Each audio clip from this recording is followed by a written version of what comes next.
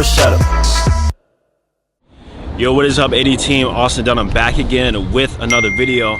So you guys over the years have seen me do planche, front lever, handstand, LSIT, back lever, all these different static skills, and you know, I've made a few videos on how you can learn them, show tutorials, even created a full-on calisthenics program to where you can follow step-by-step progressions. But today we're gonna have a video for my beginners, and we're gonna talk about the best skills, or first 3 skills that all beginners should learn first. And I'm saying these skills because the carry-over effect that they have, and also the technical skill and how fast you can learn it is relatively easy. So this is the same skill order progression that I followed, and today I'm gonna share that with you. So without further ado, let's get right into it. All right, skill number 1 is the handstand. Guys, without a doubt, the handstand is one of the first pushing skills that you should definitely take time to learn. And that is because the handstand has a huge carryover effect into all the other stuff that you want to learn in the future. So for you guys wanting to learn planche out there, I always say, first things first, be able to hold at least a 10 to 20 second handstand. Why? Because your shoulders are going to get even more developed, your nervous system is going to get even more better over time, and it just, the carryover effect to the planche and other skills is going to be huge. And plus the balancing aspect of it, right? You can even take that into handstand push-ups, which is going to help your bent arm strength instead of your straight arm strength now. And overall, it is a very, very, very helpful and useful skill that everybody should start working towards as soon as possible, right? So definitely learn the handstand first, but now let's get into the second one, and that is another pushing based skill, and this one is bent arm instead of straight arm, and that is the elbow lever. You probably wasn't expecting that, right? So let me show you real quick what the elbow lever looks like. So hands down, you're gonna stab your waist and kind of balance yourself like this. See how my feet are up?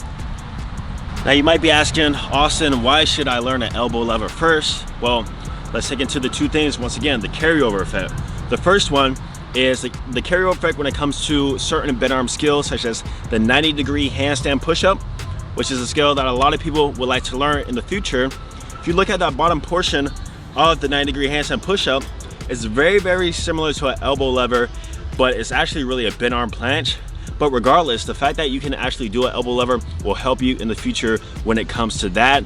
And also, just is very, very easy to learn. It's not going to take you a lot of time to learn it once you actually learn the technique and how it is done. And so with that being said, it's going to help you progress in your bent arm pushing skills probably that much faster, right? So far we have the handstand, we have the elbow lever. Next one, let's see if you guys can take a guess what it is, and that is the LSIT. So the LSIT is a straight arm pushing skill that actively engages your core, triceps, and also kind of helps with a bit of your straight arm strength too, because it is a straight arm skill. And also you work a little bit of legs in there too, because the compression to be able to hold your legs up, right? So the LSIT definitely has carryover effects in it too, and once again, it's quite easy to learn.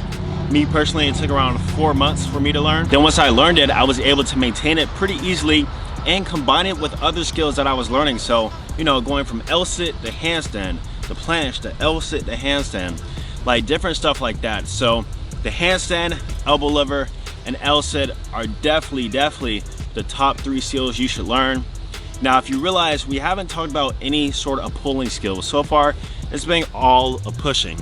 And so I don't want to leave you guys hanging. We're going to have an honorable mention right now, and this is going to help you out when it comes to your shoulder mobility and even some of the pulling skills when we get into the future, such as, you know, front lever, back lever, stuff like that.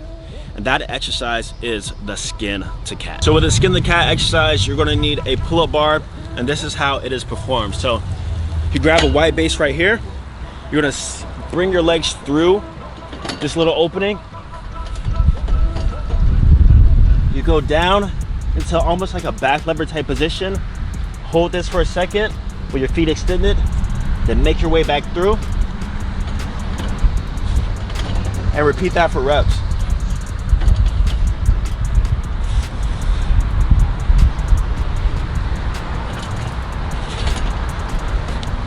Like I said, the reason why that exercise is so good.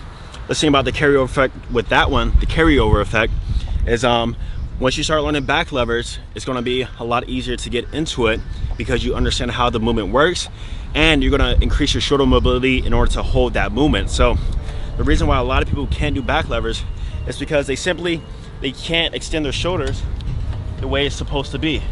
So like this, or like this. So the skin the cat exercise is definitely gonna help you out with that. And that first part, remember this part right here, when you go into it, look at that position right there. We're actually in a tucked front lever.